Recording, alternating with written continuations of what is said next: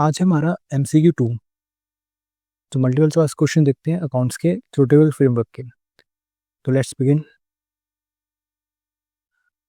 तो सबसे पहला क्वेश्चन हमारा, all the following items are classified as fundamental accounting assumptions except A consistency, B business entity, yes C going concern. तो इसका सही आंसर होगा एक्सेप्ट बताना है, यानी कि छोड़कर, वो है बिजनेस एंटिटी। तो हमारे 3 फंडामेंटल अकाउंटिंग assumptions है हमारे। पहला है गोइंग कंसर्न, दूसरा है कंसिस्टेंसी और तीसरा है अक्रूवल। तो ये 3 फंडामेंटल अकाउंटिंग कॉन्सेप्ट है, जहाँ कंसिस्टेंसी बताता है हमें कि बिजनेस लगातार चलते रहना चाहिए और उनकी जो मेथोडोलॉजी है वो कंसिस्टेंसी रहनी चाहिए, उसमें बार बार फेरबदल नहीं करना चाहिए, उसे कंसिस्टेंसी कहते हैं। गोइंग कंसर्न मतलब हम बिजनेस की शुरुआत जो है इस मकसद से करें कि वो लॉन्ग टर्म तक चलता रहे। अक्रूवल मतलब कि जब जो ट्रांजैक्शन हो रही है हमें उसी साल उसे रिकॉर्ड करना चाहिए, ना कि हमें आगे या पीछे रिकॉर्ड करना चाहिए। यानी कि जो खर्चा या जो इनकम हो रही है हमें उसी साल रिकॉर्ड करना चाहिए, उसी को अक्रूवल कहते हैं। नेक्स्ट कॉन्सेप्ट करते हैं। तो दूसरा क्वेश्चन हमारा, 2 primary qualitative characteristics of financial statements are A understandability and materiality, दूसरा है रिलेवेंस एंड रिलायबिलिटी, थर्ड है न्यूट्रलिटी एंड अंडरस्टैंडेबिलिटी। तो इसका सही आंसर है B, relevance and reliability.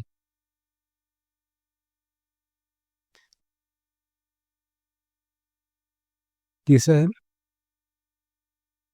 Kanika enterprise follow written down value method of depreciating machinery year after year due to a comparability, convenience या consistency।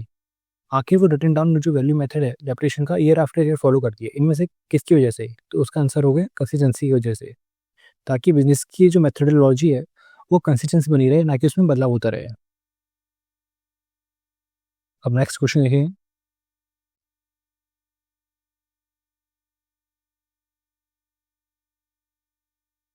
A car of rupees 5 lakh making a down payment of rupees 1 lakh, signing a 4 lakh bill payable due in 60 days as a result of this transaction। यानी कि यहाँ पर 5 लाख की car खरीदी गई है, down payment किया गया 1 लाख रुपए का, तो नेट कितना हो गया? नेट हो गया यहाँ पर 4 लाख रुपए का।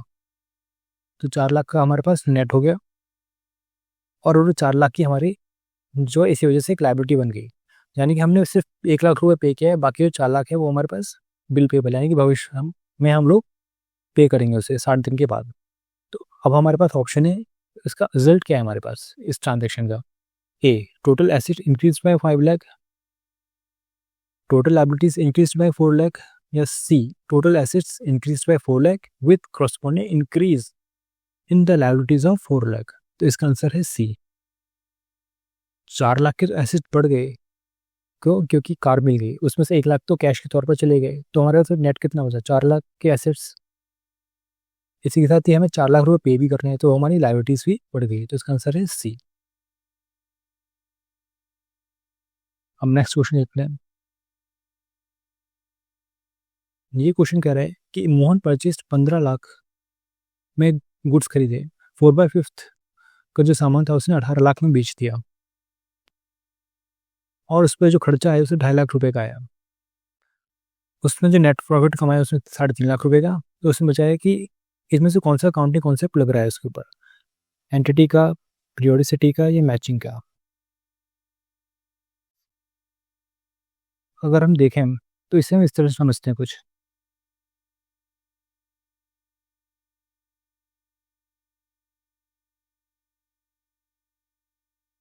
सबसे पहले देखते हैं कि इसने परचेज कितने का किया है। जिसने परचेज किया है वो है 15 लाख का,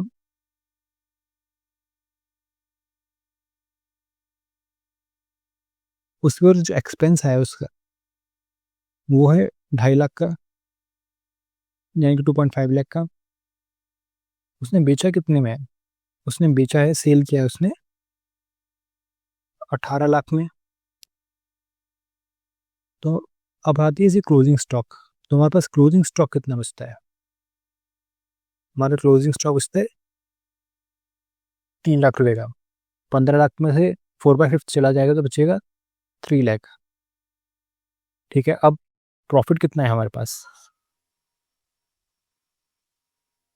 प्रॉफिट आया हमारे पास 3.5 लाख।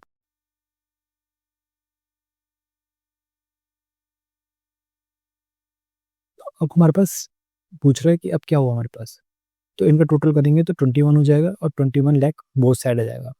इससे क्या पता चला? इससे पता चला हमारे पास मैचिंग कॉन्सेप्ट। तो इसका आंसर है मैचिंग कॉन्सेप्ट, कि जो डेबिट्स है और क्रेडिट साइड दोनों बराबर होनी चाहिए। इसी को हम कॉन्सेप्ट बोलते हैं मैचिंग कॉन्सेप्ट, जो इस ऑप्शंस के अकॉर्डिंग दिया गया है। नेक्स्ट क्वेश्चन देखते हैं।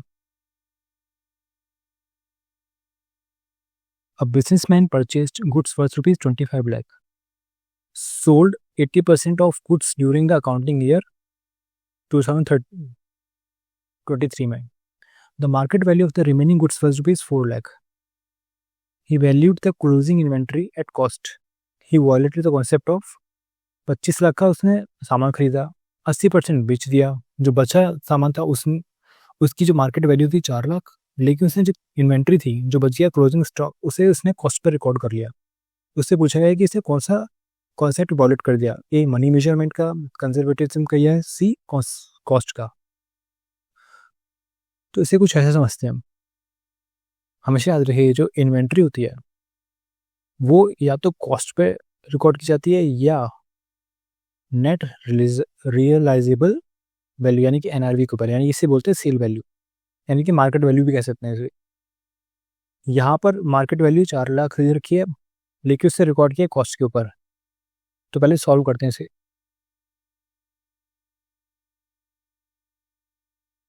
पूरा परचेज किया उसने 25 लाख में, ठीक है। रिमेनिंग कितना बचा उसके ऊपर?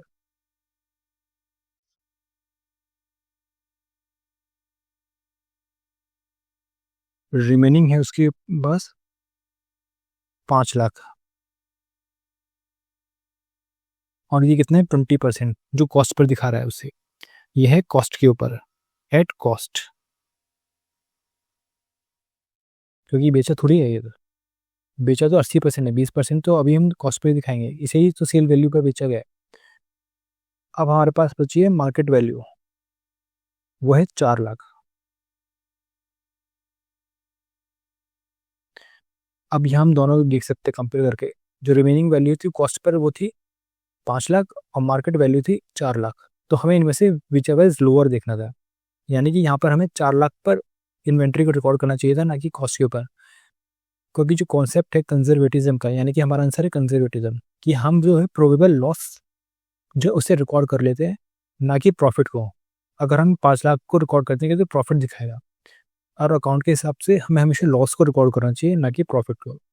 तो ये आंसर इसका कंजर्वेटिज्म। नेक्स्ट क्वेश्चन देखते हैं इसका।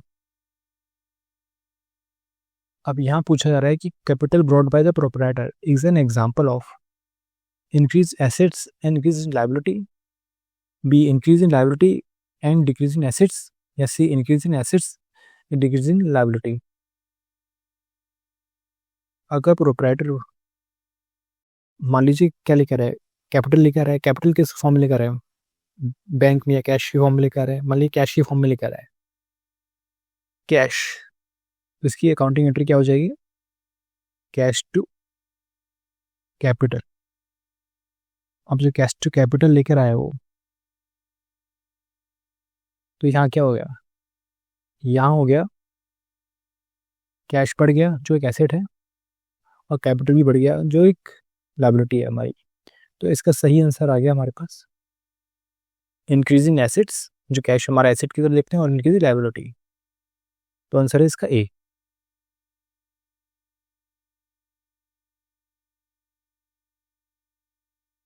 तो अब नेक्स्ट क्वेश्चन देखेंगे इसका। During the life time of an entity, accounting provides financial statements in accordance with which basic accounting concept? During lifetime of an entity, accounting provides financial statements according with which basic accounting concept, A conservatism, matching या सी accounting period. तो इसका answer है accounting period, यानी कि during life time जो एक entity है accounts provide करता है finance statement according with accounting periods के हिसाब से, चाहे क्वार्टरली हो, सेमी एनुअली हो या एनुअली हो। नेक्स्ट क्वेश्चन देखेंगे इसका। अगला क्वेश्चन है हमारा question number 9, a concept that a business enterprise will not be liquidated in near future is known as, यानी कि इसका मानना है कि भविष्य में जो एंटरप्राइज है वो बंद नहीं होगी, उस कॉन्सेप्ट को क्या कहते हैं? गोइंग कंसर्न, इकोनॉमिक एंटिटी या मॉनेटरी यूनिट।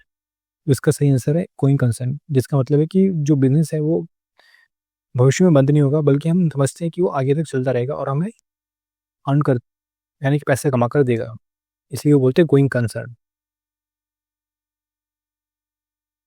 अब अगला क्वेश्चन देखते हैं इसका। क्वेश्चन नंबर 10 कह रहा है, assets are held in the business for the purpose of a resale, conversion और अर्निंग रेवेन्यू। तो इसका सही आंसर है अर्निंग रेवेन्यू के लिए हम लोग बिजनेस चलाते हैं और उसके अंदर ही जो एसेट्स हैं वो यूज़ करते हैं हम लोग पैसा कमाने के लिए। अब क्वेश्चन नंबर 11 देखते हैं। क्वेश्चन नंबर 11 कह रहा है हमारा, revenue from sale of product is generally realised in the period in which cash is collected, sale is made या प्रोडक्ट आर मैन्युफैक्चर। जो रेवेन्यू ऑफ सेल, यानी कि सेल से जो हमें पैसा मिलता है प्रोडक्ट को बेच के, वो इनमें से कहाँ हम उसे रिकॉर्ड करते हैं? कैशिंग कलेक्टेड के फॉर्म में, सेल इज मेड के फॉर्म में या प्रोडक्ट मैन्युफैक्चर के फॉर्म में। तो इसका सही आंसर है सेल इज मेड। तब जाकर हम उसके, जब revenue sale of product generally realised in the period in which sale is made, यानी कि अक्रूवल बेसिस पर हम लोग उसे रिकॉर्ड कर लेते हैं। अब अगला क्वेश्चन देखते हैं। क्वेश्चन नंबर 12 कह रहा है, the concept of conservatism when applied the balance sheet results in.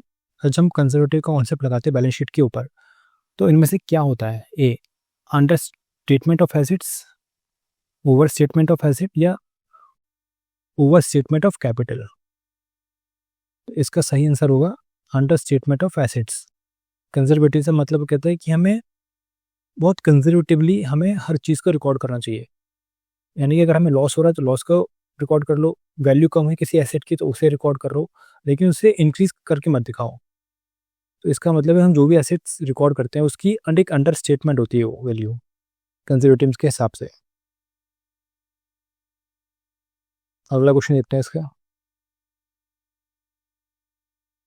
Question number 13 कह रहा है, decrease in the amount of trade payable results in, यानी कि अगर हम लोग क्रेडिटर्स को पैसा पे कर देते हैं तो उससे क्या होगा?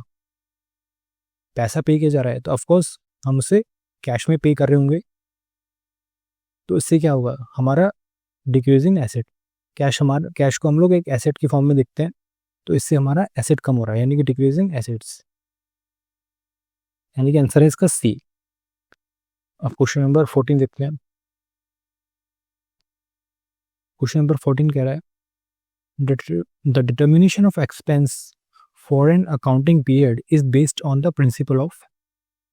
Determination of expense for an accounting period is based on the principle of A objectivity, materiality या मैचिंग। इसका सही कॉन्सेप्ट होगा हमारे पास 14 का सी, यानी कि मैचिंग कॉन्सेप्ट, यानी कि रेवेन्यू इज इक्वल टू हमारे पास एक्सपेंस होना चाहिए। इसी को कहते हैं मैचिंग कॉन्सेप्ट, यानी कि determination of expense of an accounting period is based on the principle of matching. Next question देखते हैं sir. Economic life of an enterprise is split into the periodic interval to measure its performance is as per entity concept, matching concept या periodicity concept। किसी भी economic life of enterprise को हम लोग periodically major कर लेते हैं, तो उस कॉन्सेप्ट को क्या कहेंगे? एंटिटी, मैचिंग या पीरियोडिसिटी कहेंगे हम उसे। यानी कि हम जो है हर इंटरवल पर इकोनॉमिक लाइफ, यानी कि इसकी जो वैल्यू है उस एंटरप्राइज की मेजर कर पाते हैं, तो वो है पीरियोडिसिटी कॉन्सेप्ट। नेक्स्ट क्वेश्चन देखते हैं इसका। क्वेश्चन नंबर 16 कह रहा है हमारा, एक इंडिविजुअल है, asset increase their will be corresponding. अगर एक एसेट इंक्रीज होता है हमारी बैलेंस शीट के अंदर तो क्यों हो रहा है? A, increase in another asset और increase in capital. B, decrease in another assets और इंक्रीज इन लायबिलिटी। या C, decrease in specific liability और डिक्रीज इन कैपिटल। ये थोड़ा कंफ्यूजिंग है लेकिन इसका आंसर है बी। सबसे पहले इंक्रीज इन लायबिलिटी, हम लोग एसेट खरीद रहे हैं तो ऑफ कोर्स उसके लिए हमने शायद बैंक से कोई लोन उठाया होगा, तो लोन उठाने की वजह से बैंक से हमारा क्या हो गया, हमारी लायबिलिटी बढ़ गई, यानी देनदारी बढ़ गई।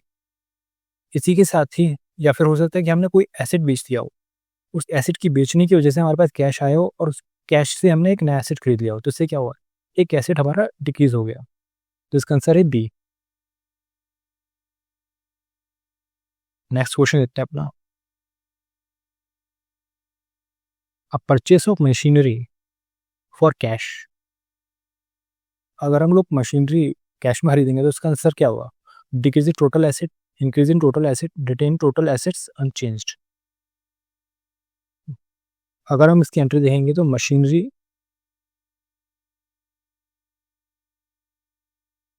To cash.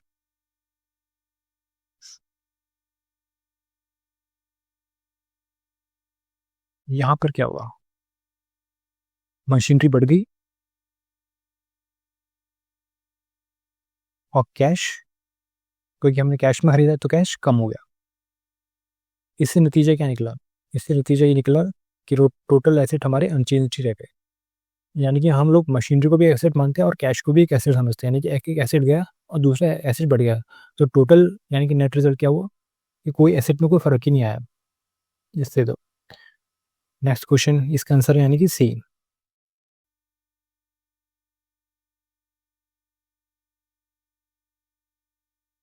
यह है, consider the following data pertaining to Alpha Limited. Cost of machinery दे रखे हैं, परचेज ऑन 1 अप्रैल 2022 को 10 लाख, इंस्टॉलेशन चार्ज है उस मशीनरी के ऊपर 1 लाख और मार्केट वैल्यू है 2023 में 12 लाख रुपए। When finalising the annual accounts, if the company values the machinery at rupees 12 lakh, which of the following concept is violated by the Alpha Limited? यानी कि 1 साल पहले यानी कि 1 अप्रैल 2022 को 10 लाख की मशीनरी खरीदी, 1 लाख रुपए का इंस्टॉलेशन कर दिया उसके ऊपर, तो टोटल कितना खर्चा आ गया? पूरा 11 लाख का खर्चा आ गया पूरा। लेकिन जब 1 साल बाद यानी 31 मार्च को जब हमने वैल्यू देखी तो उसकी वैल्यू हो गई थी मार्केट में 12 लाख रुपए, और हमने उसे 12 लाख में ही उसे रिकॉर्ड भी कर लिया। तो मैं बता दूं, जो भी हम लोग एसेट को रिकॉर्ड करते हैं तो उसके एसेट को हम लोग बुक वैल्यू के ऊपर रिकॉर्ड करते हैं, यानी कि उसकी कॉस्ट के ऊपर रिकॉर्ड करते हैं, ना कि उसके मार्केट वैल्यू के ऊपर। तो जो ऑप्शन यहाँ पर कॉस्ट है, मैचिंग अक्रूवल है, तो इसका सही आंसर होगा हमारे पास ए, कॉस्ट। यानी कि हम उसे कॉस्ट पर रिकॉर्ड करना है।